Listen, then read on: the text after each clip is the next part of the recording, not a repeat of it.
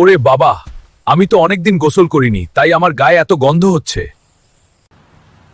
তুই কি কখনো গোসল করিস নাকি? তোর গন্ধটা তো পাগল বানাচ্ছে। এই শীতের সকালে কে গোসল করে? একটু ধৈর্য ধরো। তাহলে ও নদীর কাছে গোসল করো, গন্ধটা দূর হবে। শীত ঠান্ডা হলেও গন্ধটা মুছে ফেলতে হবে। আমি আস্তে আস্তে গোসল করব, একটু সময় লাগবে।